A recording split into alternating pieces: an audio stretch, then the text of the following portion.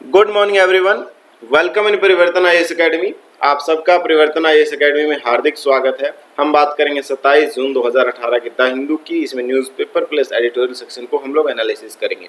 अगर ये सीरीज आपको अच्छी लगती है तो आप लाइक करिए, कमेंट करिए, चैनल को जरूर सब्सक्राइब करिए और जो क्वेश्चन होते हैं उसमें आप लोग सपोर्ट करते रहिए, आप अपने अपने आंसर देते रहिए। तो आइए शुरू करते हैं। देखिए, फर्स्ट वाली न्यूज़ है इंडिया और सेशल्स के रिलेशनशिप पर। एक तरीके से जो इंडिया और सेशल के बीच में अभी विवाद उठा था नेवल बेस को लेकर कि भारत वहां पर एक नेवल बेस बनाएगा, लेकिन वहां की पार्लियामेंट और ओपोजिशन पार्टी ने परमिशन नहीं दी थी। लेकिन फाइनली अब उनके प्राइम मिनिस्टर हमारे यहाँ पर आए और काफ़ी बात हुई इस बारे में, फिर से बातचीत शुरू हुई। प्रेसिडेंट आए थे तो वहाँ पर एक बार फिर से इस बारे में चर्चा हुई है कि हम नेवल बेस बनाएंगे वहाँ पर और ये बहुत बड़ी जीत होगी इंडिया के लिए। इसके अलावा हमने एक प्लेन उनको दिया है। कभी कभी इस तरह की चीज़ें भी अगर न्यूज़ में आ जाए तो DO-228 इसका नाम है, DO-228 इसका नाम है और ये हिंदुस्तान एयरोनॉटिक्स लिमिटेड द्वारा बना है। ठीक है, तो हिंदुस्तान एयरोनॉटिक्स लिमिटेड जो है HAL द्वारा ये बना है और ये हमने गिफ्ट करा है। इसके अलावा हमने $100 मिलियन का क्रेडिट भी सेशल्स को दिया है। ठीक है, और इसके अलावा जब जून 29 को सेशल्स अपना 42 इंडिपेंडेंस डे मनाएगा तो ये काफ़ी मददगार होगा एयरक्राफ्ट जो है। ठीक है, इसके अलावा जो इम्पोर्टेंट चीज़ यहाँ पर न्यूज़ में है वो है कोस्टल सर्विलेंस ऑफ सेशल्स और एक्सटेंसिव इकोनॉमिक एक्सक्लूसिव जोन जो होता है, एक्सक्लूसिव इकोनॉमिक जोन, उसमें भी मॉनिटरिंग करने में मदद करेगा ये। तो आप लोगों से एक सवाल है कि जैसे एक्सक्लूसिव इकोनॉमिक जोन होता है या अनन्य विशेष अधिकार, इस तरीके का वर्ड हिंदी में यूज होता है, आर्थिक अधिकार। ठीक है, तो ये कहाँ से कितना किलोमीटर, कितना नॉटिकल मील, सॉरी किलोमीटर में नहीं होता है, नॉटिकल मील्स होता है, ये आप नीचे कमेंट करिए। इसके अलावा कैपिटल ऑफ सेशल्स जो है वो आप नीचे मेंशन करिएगा। ठीक है, 2 क्वेश्चन यहाँ से आप लोगों को ब्रीफ में, छोटे छोटे फैक्चुअल स्टैटिक क्वेश्चन। देखिए, लॉ मिनिस्ट्री का एक इन्फॉर्मेशन है, एक तरीके से एफिडेविट मद्रास हाई कोर्ट में साइन किया था, भेजा था। उन्होंने बोला कि इन फ्यूचर हम इस तरह का एक प्रपोजल ला सकते हैं जिसके थ्रू जो कैंडिडेट इलेक्शन लड़ने जा रहे हैं उनकी हेल्थ कंडीशंस कैसी है, ये भी एक फैक्टर होगा।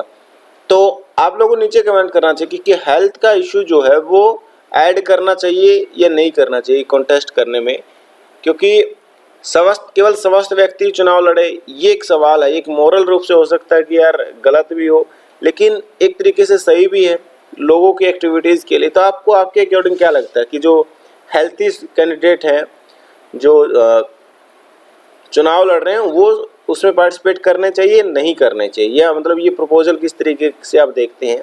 अपना पॉइंट ऑफ व्यू इसमें जरूर रखिएगा।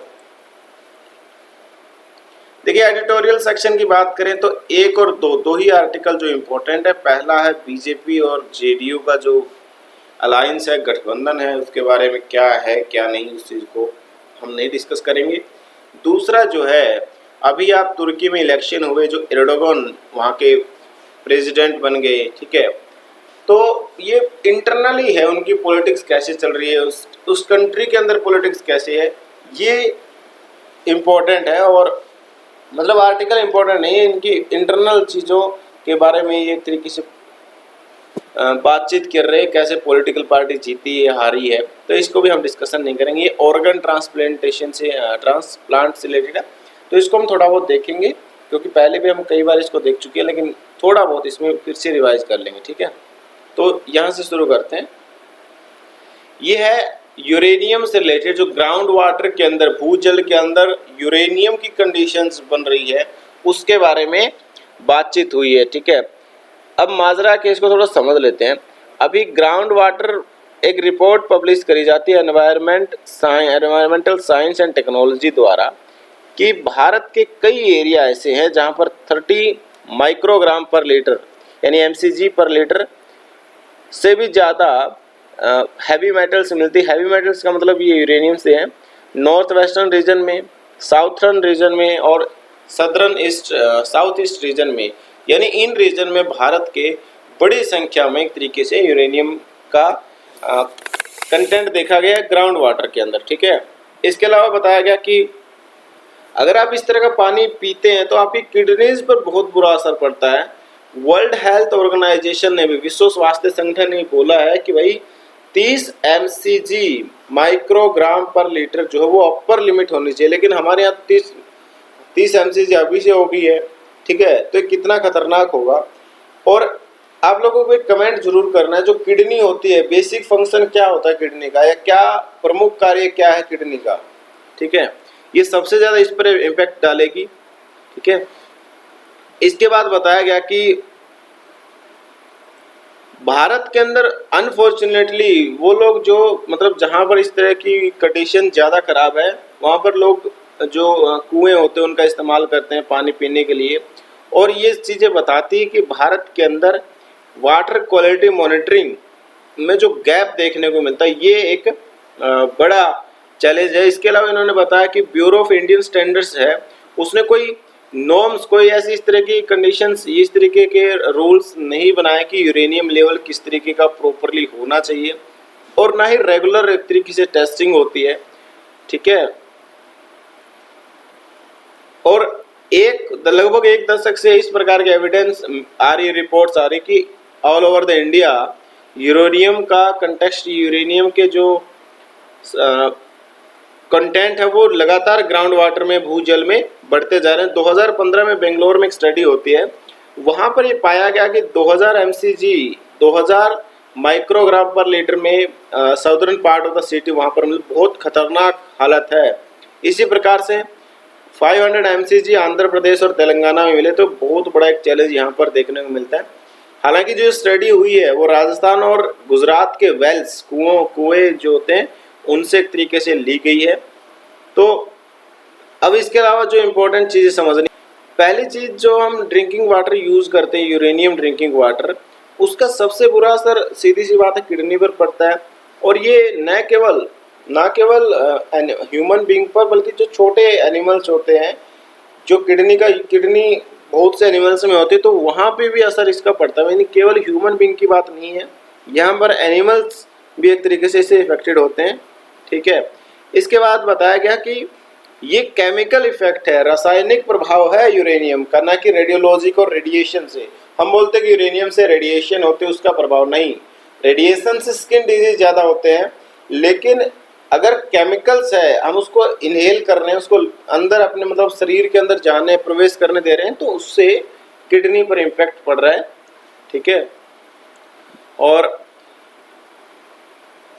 इसके अलावा यहाँ दो इम्पोर्टेंट चीज़ें बताएगी कि पहला तो राजस्थान के अंदर ये एलोवियल एक्विफियर यानी जो जलोढ़ मिट्टी टाइप होती है उसमें ज़्यादा है, और तेलंगाना वाले रीजन्स में क्रिस्टलाइन जो चट्टानें होती है वहाँ पर ज़्यादा प्रभाव देखने को मिलता है। इसके अलावा ऐसा नहीं कि भारत में केवल यूरेनियम का कॉन्टेक्स्ट है, आप देखेंगे आर्सेनिक का प्रभाव बहुत ज़्यादा पड़ रहा है। आर्सेनिक खासकर वेस्ट बंगाल वाले रीजन में आर्सेनिक का इम्पैक्ट भी पड़ता है। आर्सेनिक से कौन सा डिजीज हो सकता है, कौन सी प्रॉब्लम हो सकती है, वो आपको नीचे कमेंट करना है। ये यूपीएससी ने एक बार पूछा भी था, आर्सेनिक जो होता है ग्राउंड वाटर में, उससे क्या इम्पैक्ट पड़ सकता है हेल्थ पर और किस चीज़ पर ज़्यादा असर करती है, वो आप नीचे कमेंट करना। देखिए ये वाला एडिटोरियल जो है वो ह्यूमन ऑर्गन फॉर ट्रांसप्लांट से रिलेटेड है। बेसिकली सेम चीज़ें, कुछ भी नया इसमें नहीं है। और इसमें बताया गया कि 1967 के अंदर केपटाउन अफ्रीका के अंदर पहला सक्सेसफुल ह्यूमन हार्ट ट्रांसप्लांट हुआ था। और इसके अलावा यहाँ पर रिपोर्ट जो एडिटोरियल्स पहले आ चुके उनके बारे में बताया गया। ठीक है, और जितने भी यहाँ पर एडिटोरियल पहले द हिंदू में आ चुके हैं वो। इसके बाद इन्होंने बताया कि वर्ल्ड का जो फर्स्ट अटैम्प्ट हुआ था 1968 में हुआ था इस तरीके का कि हम 1960 में मुंबई के जो किंग्स एडवर्ड मेमोरियल हॉस्पिटल है पीके सेन द्वारा, जो कि वर्ल्ड का 5th और 6th भारत में 5th और 6th ट्रांसप्लांट था, हार्ट ट्रांसप्लांट था। ठीक है, और 1994 में पी वेणुगोपाल द्वारा एम्स दिल्ली में पहला सक्सेसफुल एक तरीके से हार्ट ट्रांसप्लांट किया गया। ठीक है, अब बात करते हैं यहाँ पर एक जनरल ओवरव्यू ले लेते हैं हम लोग। पहली चीज़ ये है कि जो कई इसमें क्वेश्चन जो उठे हैं कि फॉरेनर्स को देना चाहिए नहीं देना चाहिए, ट्रांसप्लांट होना चाहिए नहीं होना चाहिए, या इसको कैसे कंट्रोल किया जा सकता है कि इसमें कोई भी वो ना हो, काला बाजारी टाइप ना हो, मिसयूज़ ना हो ऑर्गेन्स का। पहली बात तो इंडिया में आप जानते होंगे रेशियो बहुत कम है ऑर्गन डोनेट करने वालों का।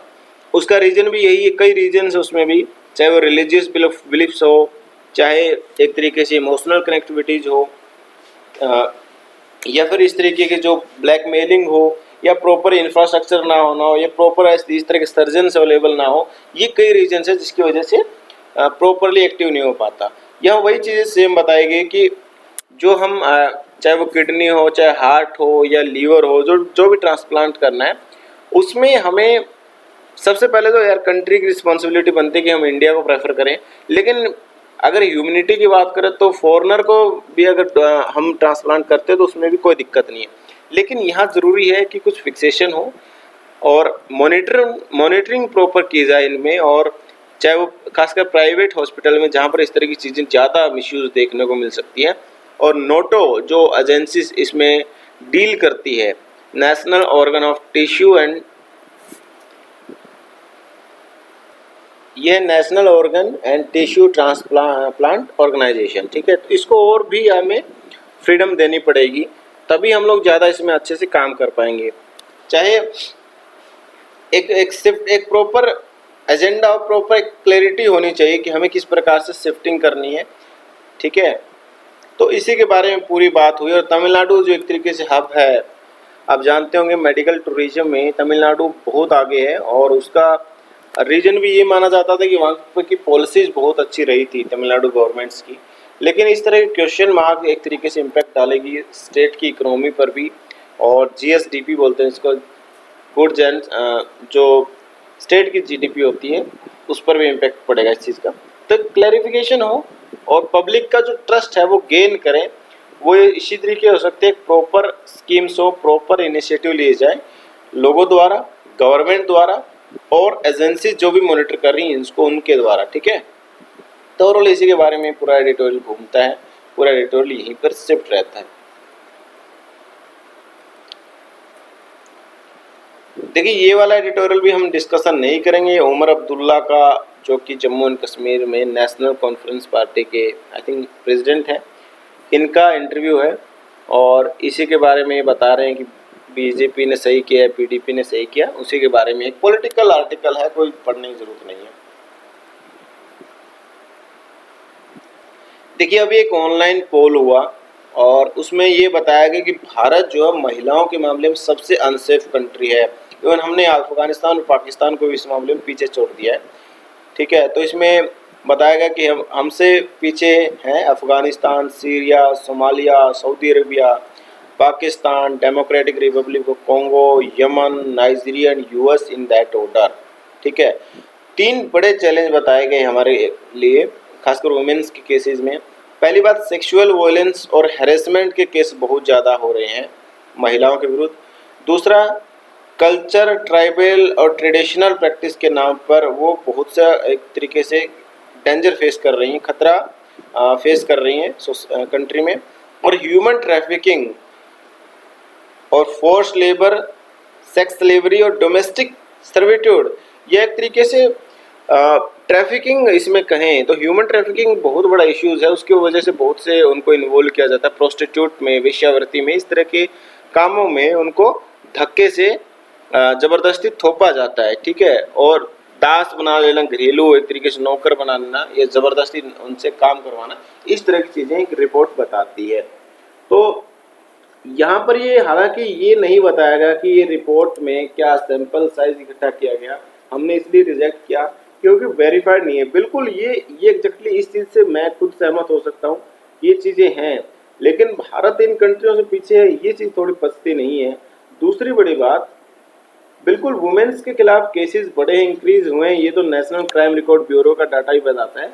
लेकिन क्या वो इतने बड़े हैं कि इंडिया, पाकिस्तान, सऊदी अरबिया इन देशों से पीछे चला गया, ये क्वेश्चन है।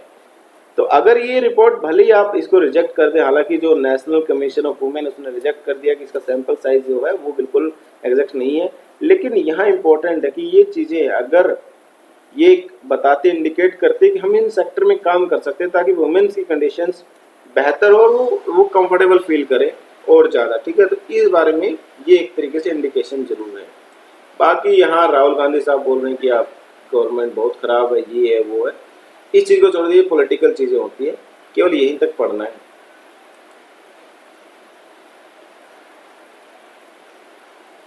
अब हम बात करते हैं, एक सेकेंड, ये वाला हमने जो उसमें फ्रंट पेज पे देखा था ना कि जो डोनाल्ड ट्रंप ने कई देशों और पहले 7-8 कंट्री पर बैन लगा दिया था और कि आप लोग इन कंट्रीज में ट्रेवल मत करिए, ठीक है। अब वो बैन को थोड़ा कम किया गया था और 5 कंट्रीज पर बैन लगाया था और ये मोस्टली मुस्लिम कंट्रीज थी, ठीक है। तो सुप्रीम कोर्ट ने अभी हाल ही में हुआ क्या, सुप्रीम कोर्ट ने उसको कहा कि वो बिल्कुल सही था, ये वहां पर बोला कि हम उसको समर्थन करते हैं। अब यहाँ पर ये 5 कंट्री हम देख लेते हैं। 5 कंट्री है, ये 5 कंट्री आप इस सर्कल में देखेंगे, रेड सर्कल में, Iran, Libya, Somalia, Syria, Yemen, ये 5 कंट्री यहाँ पर देखने को मिली है। और मोस्टली देखिए यहाँ पर जो सीरिया है या यमन, ईरान, ये तो अरबियन कंट्री, एक तरीके से वेस्ट एशियन कंट्री है, अरबियन नहीं कहूँगा। और लीबिया और सोमालिया जो है वो अफ्रीकन कंट्रीज है। तो ये 5 कंट्री, इनमें मुस्लिम डोमिनेंस बहुत ज़्यादा है इन सब कंट्रीज में, तो ये एक रीज़न यहाँ पर था। और माइग्रेशंस का इशू भी वहाँ पर बहुत ज़्यादा चर्चा में है और डोनाल्ड ट्रंप इससे बहुत खुश, उन्होंने ट्वीट करके कहा कि वाओ ट्रंप है विन द, जो ट्रंप ने किया बहुत सही किया था, ये सुप्रीम कोर्ट ने भी बोला है, ठीक है। तो ये इसमें इंफॉर्मेशन है। यहाँ पे आगे चलते हैं, इसको हम इन कंट्रीज को थोड़ा बहुत ज्योग्राफिकल रूप से देख लीजिए, क्योंकि कभी कभी न्यूज़ में आ जाती है ना, तो उसको थोड़ा सा ज्योग्राफी के हिसाब से कहाँ उसकी लोकेशन उसको मेंशन जरूर करिए। आगे चलते हैं, देखिए यहाँ पर चाइना ने एक प्रपोजल दिया है इंडिया को 2+1 फॉर्मेट, और 2+1 है क्या, इसको थोड़ा हम बात करते हैं।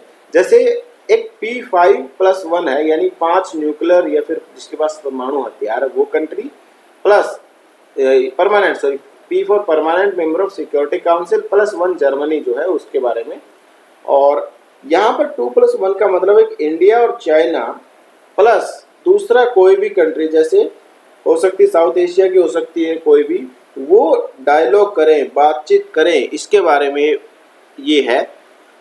तो एक तरीके से अच्छा आइडिया हो सकता है कि इंडिया और चाइना दोनों मिलकर तीसरी कंट्री से एक तरीके से, ये ट्राइलेटरल रिलेशनशिप नहीं, त्रिपक्षीय रिलेशनशिप नहीं, बल्कि रिलेशन द्विपक्षीय ही होंगे, लेकिन इंडिया और चाइना एक तरफ होंगे, दूसरी कंट्री होगी एक तरफ। तो एक अच्छा आइडिया हो सकता है, लेकिन इसको कितना प्रैक्टिकल है कितना नहीं, ये तो आने वाले दिनों में बात करेंगे। एक प्रपोजल दिया है 2+1, तो कभी कभी अगर इस तरह का क्वेश्चन कभी कभी बन जाता है तो थोड़ा ध्यान रखिए इन चीज़ों। 2+1, 2+2 ये वार्ता में रहते हैं।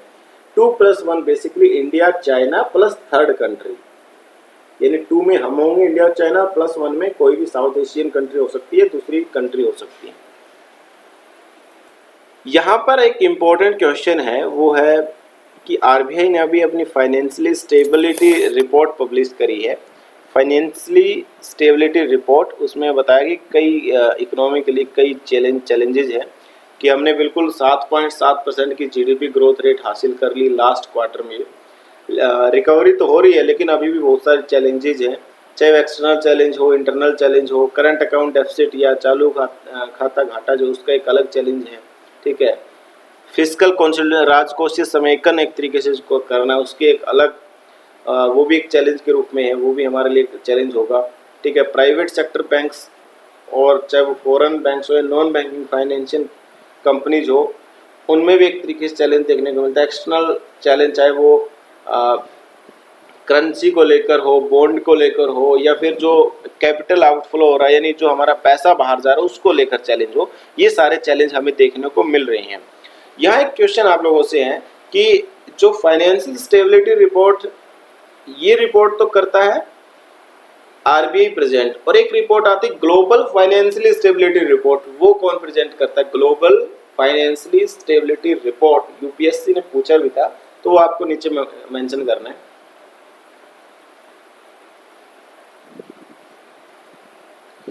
देखिए यहाँ पर जो एक न्यूज है वो है सेबी से related. SEBI stock exchange board of India, एक तरीके से जितने भी स्टॉक मार्केट में, security and exchange board of India, stock market बोलते हैं, securities and exchange board of India, यानी जो जितने भी स्टॉक मार्केट रिलेटेड एक्टिविटीज होती है, मॉनिटर करता है उन चीज़ को। तो उसने बताया कि रिफॉर्म करने जा रहा है कमोडिटी मार्केट में। कमोडिटी मार्केट्स का मतलब वो चीज़ें, प्राइमरी चीज़ें जो हम सीधा सीधा उपभोग करते हैं, ठीक है, ठीक है। और दूसरी बड़ी बात इन्होंने बताया कि जितने भी डेरिवेटिव से रिलेटेड इश्यूज हैं उनको सॉर्ट आउट किया जाएगा। तो यहाँ पर दो ही चीज़ें इम्पोर्टेंट है। पहला है कमोडिटी मार्केट कभी कभी न्यूज़ में आ जाती है, चर्चा में, तो इसको थोड़ा समझना ज़रूरी है। और बाकी जनरल इन्फॉर्मेशन आप इसको पढ़ना चाहें तो पढ़ सकते हैं, अदरवाइज क्विट करना चाहें तो क्विट कर सकते हैं, ठीक है। यानी जो इसके बारे में भी प्रपोजल है कि एक तरीके रिफॉर्म किया जाए जितनी भी कमोडिटीज इंडिसेज हैं, उनके बारे में, ठीक है।